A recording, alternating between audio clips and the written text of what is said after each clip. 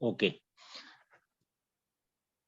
हम पढ़ रहे थे विश्व के संविधान हैं हमारे फर्स्ट यूनिट में, 3 संविधान, यूके, यूएसए एंड फ्रांस। इन संविधानों की विशेषताओं के बारे में तो हमने पढ़ा था कि संविधान लिखित प्रकार के हो सकते हैं, अलिखित प्रकार के हो सकते हैं। तो ये 3 देश यहाँ दिए हुए हैं, ब्रिटेन है, यूएसए है और फ्रांस है। तीनों की लेफ्ट साइड में जो लिखी हुई है लिखित या अलिखित, उसके आधार पे हम देखेंगे कौन से देश की कौन से विशेषता है संविधान की।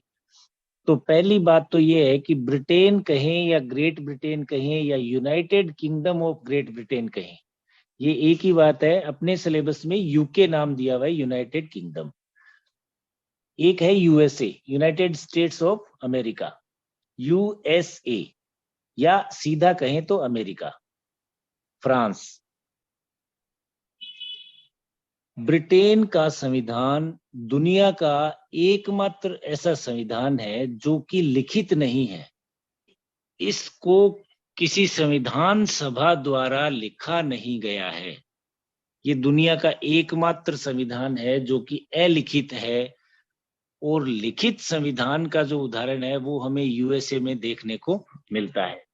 ब्रिटेन का संविधान दुनिया का एकमात्र ऐसा संविधान है जो कि लिखा हुआ नहीं है, अलिखित। इसका मतलब ये परंपराओं पर आधारित है, प्रथाओं पर आधारित है। और जो संविधान लिखित होता है इसका मतलब वो एक दस्तावेज होता है और उसमें कुछ धाराएं, अनुच्छेद होते हैं, जैसे भारत का संविधान है, अमेरिका का संविधान है, फ्रांस का संविधान है। तो आप लोगों को ये ध्यान रखना है कि दुनिया में एक ही ऐसा देश है जिसका संविधान लिखा हुआ नहीं है, वो है ब्रिटेन या यूके। यूके का संविधान लिखा हुआ नहीं है, अलिखित संविधान है। बाकी सारे देशों के लिखित है। तो अमेरिका भी लिखित हो गया, फ्रांस भी लिखित हो गया।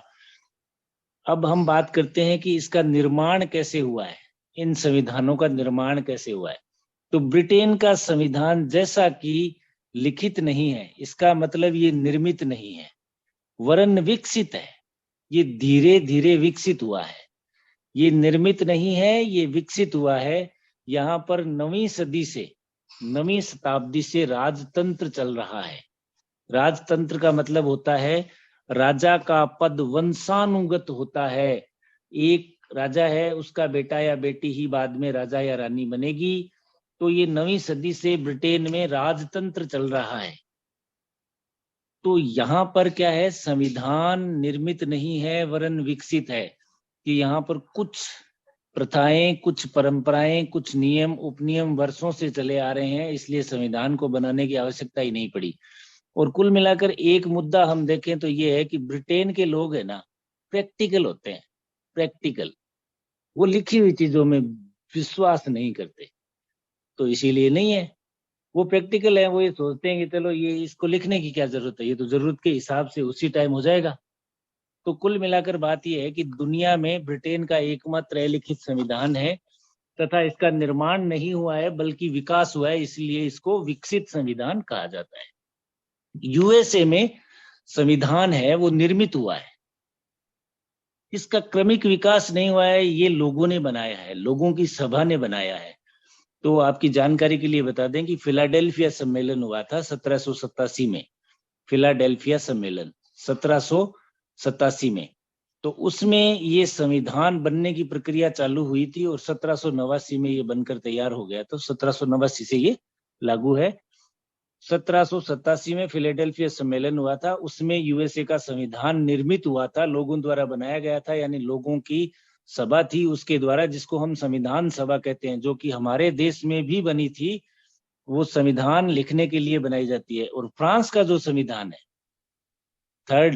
थर्ड बॉक्स है उसमें देखिए, इसमें गणतंत्र है, पंचम गणतंत्र का संविधान। दी गोल नाम का उनका अध्यक्ष हुआ करता था उस टाइम, उसके नेतृत्व में निर्मित है। लेकिन ये संविधान सभा द्वारा नहीं बनाया हुआ है, दी गोल के मंत्रिमंडल के कुछ सदस्य 1958 में ये संविधान लागू हुआ था, 1958 में। और 1946 में चतुर्थ गणतंत्र के संविधान की घोषणा हुई थी फ्रांस में। लेकिन भ्रष्टाचार बढ़ने की वजह से और इस संविधान में कुछ दिक्कत है, उसके कारण 1958 में दी गोल के नेतृत्व में नया संविधान बनाया गया, उसको पंचम गणतंत्र का संविधान कहते हैं। तो निर्माण के मामले में देखें तो ब्रिटेन में निर्मित नहीं हुआ है वरन विकसित हुआ है, यूएसए के अंदर निर्मित हुआ है, संविधान सभा द्वारा निर्मित हुआ है फिलाडेल्फिया सम्मेलन में, और फ्रांस में देखें तो दी गोल के नेतृत्व में निर्मित हुआ है। पंचम गणतंत्र का संविधान कहते हैं फ्रांस के संविधान को।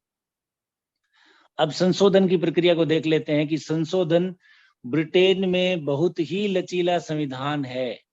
जो संविधान लिखा हुआ ही नहीं है, निर्मित नहीं है, जब चाहे जैसे चाहो लचीला है, चेंज कर लो। लिखा नहीं है, जो लिखी हुई चीज है वो कठोर होगी। तो यूएसए में कठोर होगा और फ्रांस में कठोर होगा। अब लचीला और कठोर इस मामले में है कि इसमें संशोधन किस प्रकार से होते हैं। अब बात करते हैं सरकार की शक्ति के बारे में। सरकार की शक्ति कैसी होगी, यानी एकात्मक शासन है ब्रिटेन में, और यूएसए में संघात्मक शासन है, और फ्रांस में एकात्मक शासन है।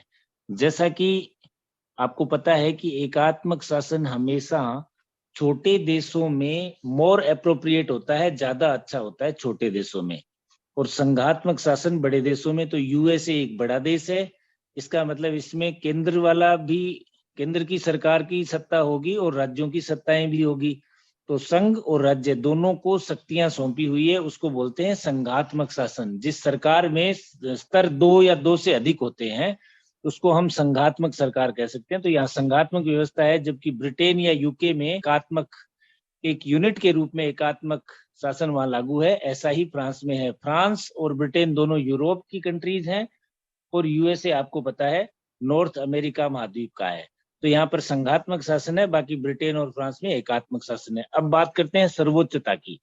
जब हम बात करते हैं कि सर्वोच्चता किसकी होगी, तो हम लेजिस्लेचर, हम एग्जीक्यूटिव और हम जुडिशरी, इन तीन में से हमेशा देखते हैं कि किस सरकार के किस अंग की सर्वोच्चता सबसे ज्यादा होगी।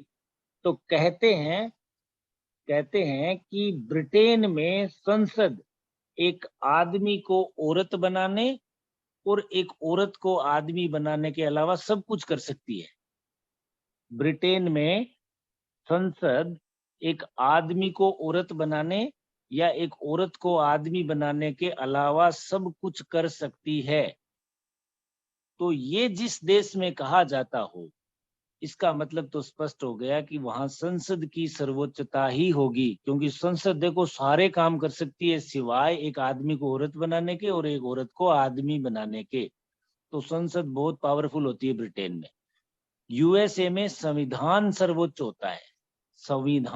संविधान यानी वहां पर लिखा हुआ संविधान है, और इसलिए इसको न्यायिक सर्वोच्चता वाला देश कहते हैं। फ्रांस में दोनों के बीच में समन्वय बनाया गया है। कहीं कहीं पर संविधान की सर्वोच्चता है, लेकिन वहां पर एक संवैधानिक परिषद बनाई गई है तथा राष्ट्रपति बहुत ही पावरफुल है। लोकतंत्र, ब्रिटेन में लोकतंत्र की संसदीय प्रणाली को अपनाया गया है। यूएसए में अध्यक्षात्मक प्रणाली को अपनाया गया है। संसदीय प्रणाली में क्या होता है, 2 प्रकार की कार्यपालिका पाई जाती है, एक नाम मात्र की तथा एक वास्तविक कार्यपालिका। अध्यक्षात्मक प्रणाली में कार्यपालिका में कोई रूपों में अंतर नहीं होता, एक ही प्रकार पाया जाता है, और वहां पर कार्यपालिका और विधायिका में कोई संबंध नहीं होता।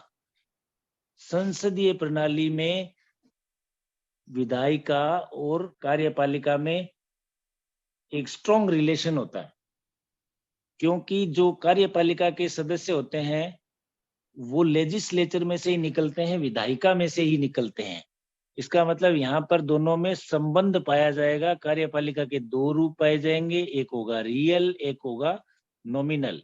नॉमिनल का मतलब जो नाम मात्र का होता है, रियल का मतलब होता है वास्तविक।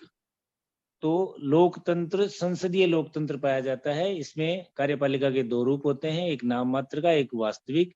यूएसए में अध्यक्षात्मक प्रणाली पाई जाती है, और यहाँ कार्यपालिका का हेड राष्ट्रपति होता है, विधायिका से उसका कोई रिलेशन नहीं होता, और एक ही प्रकार का प्रकार पाया जाता है। फ्रांस के अंदर इन दोनों प्रणालियों का समन्वय पाया जाता है।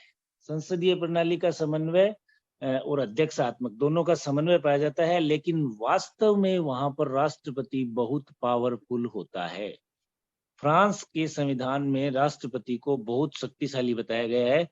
वहां पर 1958 में जब संविधान बना तो दी गोल नाम के व्यक्ति वहां पर शासक हुआ करते थे, तो उन्होंने अपने हिसाब से अपने पद को बहुत शक्तिशाली बनाया है, जबकि उन्होंने गणतंत्र घोषित किया है अपने आप को, और वहां की जो सर्वोच्च शासक है वो जनता को घोषित किया है। लेकिन वहां पर किन्हीं न किन्हीं कारणों से राष्ट्रपति को बहुत ही शक्तिशाली सत्ता प्राप्त है। अब हम बात करेंगे शक्ति विभाजन की। शक्तियों का विभाजन कैसे होना चाहिए? देखो, एक होता है लेजिस्लेचर, एक होती है एग्जीक्यूटिव, एक होता है जुडिशरी। तो सरकार के 3 अंग हैं जिसमें शक्ति का विभाजन किस प्रकार पाया जाता है। तो ब्रिटेन में सीमित पाया जाता है, यानी हमें ये पता है कि संसद की सर्वोच्चता होती है, तो संसद बहुत ज्यादा पावरफुल है यहाँ पर। लेकिन यूएसए में हम देखते हैं कि ये चेक और बैलेंस पर आधारित होता है, अवरोध और संतुलन के सिद्धांत पर बैलेंस्ड है। यानी लेजिस्लेचर, एग्जीक्यूटिव और जुडिशरी, विधायिका, कार्यपालिका और न्यायपालिका, तीनों की शक्तियां हैं वो बैलेंस पर आधारित है, यानी यहाँ शक्ति पृथक्करण का संतुलन का सिद्धांत पाया जाता है। और ये जो फ्रांस है उसमें एक विचारक था मोंटेस्क्यू, जिसने सबसे पहले ये शक्ति विभाजन का सिद्धांत का प्रतिपादन किया था। तो वो खुद ही फ्रेंच दार्शनिक था, खुद ही फ्रेंच विचारक था मोंटेस्क्यू। तो वहां पर तो शक्ति विभाजन का प्रतिपादन निश्चित रूप से होगा, क्योंकि उसी देश के वो थे मोंटेस्क्यू ने ही शक्ति विभाजन का सिद्धांत दिया था। तो वहां पर शक्ति विभाजन का सिद्धांत उसी रूप में पाया जाता है। राजनीतिक दलों की क्या स्थिति है? ब्रिटेन में सामान्यतया द्विदलीय व्यवस्था है राजनीतिक दलों की, सामान्यतया, नॉर्मली। और फ्रांस में राजनीतिक दलों को संवैधानिक मान्यता मिली हुई है। राजनीतिक दलों का संविधान में ही उल्लेख कर दिया है फ्रांस में। अब बात करते हैं शासन प्रणाली की। तो ब्रिटेन में मिश्रित शासन प्रणाली पाई जाती है। मिश्रित कहने का मतलब है कि यहाँ पर हमें राजतंत्र देखने को मिलेगा, यहाँ पर हमें कुलीन तंत्र देखने को मिलेगा, यहाँ पर हमें लोकतंत्र देखने को मिलेगा। लोकतंत्र तो हमें देखने को मिलता है व्यवहार में हमें क्या देखने को मिलेगा? यहाँ पर लोकतंत्र देखने को मिलेगा। लेकिन वास्तव में संवैधानिक रूप से यहाँ पर राजतंत्र है। राजा का बेटा है या बेटी है वो ही राजा या रानी बनता है, जैसा कि हम हाल ही में देख चुके हैं पिछले महीने। एक होता है कुलीन तंत्र। तो कुलीन तंत्र में क्या होता है कि वहां एक लोर्ड सभा है, जैसे अपने राज्यसभा है, वहां पर एक लोर्ड सभा है। तो लोर्ड सभा के अंदर जो भी व्यक्ति चुने जाते हैं वो कुलीन घरानों से आते हैं, बहुत ही शाही घरानों से, बहुत पैसे वाले परिवारों से आते हैं, राजशाही घरानों से आते हैं। लोर्ड सभा के सदस्य वही होते हैं। तो जो लोग इंग्लिश लिटरेचर के स्टूडेंट हैं उन्होंने अर्ल, वाइकाउंट, बैरन इस टाइप के वो सुने होंगे। डचेस, ड्यूक, ऐसा सुना होगा नाम, ड्यूक, डचीज, अर्ल ऑफ साउथहैम्पटन, ऐसे नाम सुने होंगे। वो सारे कुलीन तंत्र में आते हैं। तो राजतंत्र, कुलीन तंत्र और लोकतंत्र तीनों प्रणाली पाई जाती है। इसीलिए ब्रिटेन की शासन प्रणाली को मिश्रित शासन प्रणाली कहा जाता है। राजतंत्र वो संवैधानिक रूप से है, कुलीन तंत्र उनमें पाया जाता है, लोकतंत्र वो व्यवहार में है। व्यवहार में हमें लोकतंत्र देखने को मिलता है। और आपने अगर ढंग से न्यूज़पेपर पढ़े हों तो हाल ही में ब्रिटेन के जो राजा बने हैं चार्ल्स तृतीय, उनके चुने जाने पर, उनके चयन होने पर भी कुछ लोगों ने आवाजें उठाई है और ये कहा है कि हमें लोकतंत्र में ऐसे राजतंत्र को अपनाने की क्या आवश्यकता है। हालांकि वो उनका इंटरनल मामला है, लेकिन वहां पर मिश्रित शासन प्रणाली पाई जाती है। यूएसए में गणतंत्र पाया जाता है, रिपब्लिक। यानी रिपब्लिक का मतलब होता है लोकतंत्र का जो अध्यक्ष होगा, किसी भी राज्य का जो अध्यक्ष होगा उसका निर्वाचन होगा, उसको पद वंशानुगत प्राप्त नहीं होगा, निर्वाचन होगा, इलेक्शन होगा। तो यूएसए का अध्यक्ष है यानी राष्ट्रपति है, उसका निर्वाचन होता है, इसीलिए उसको गणतंत्र कहा जाता है। India is also a Republic. तो यूएसए और इंडिया ये रिपब्लिक है और फ्रांस भी रिपब्लिक है। फ्रांस के गणतंत्र में संवैधानिक परिषद की व्यवस्था की गई है। संवैधानिक परिषद में क्या होता है, कुछ मेंबर्स होते हैं जिनका एक निश्चित कार्यकाल होता है। तो ये संवैधानिक परिषद की व्यवस्था फ्रांस में है, नवीन संविधान की विशेषता है, जिसको हम पंचम गणराज्य का संविधान कहते हैं। ये दुनिया में किसी भी देश में नहीं मिलता, केवल और केवल संवैधानिक परिषद की व्यवस्था फ्रांस के संविधान में मिलती है। तो ये राष्ट्रपति पर थोड़ा कंट्रोल भी करती है। तो ये फ्रांस के, यूएसए के और ब्रिटेन के संविधान की विशेषताएं हुई।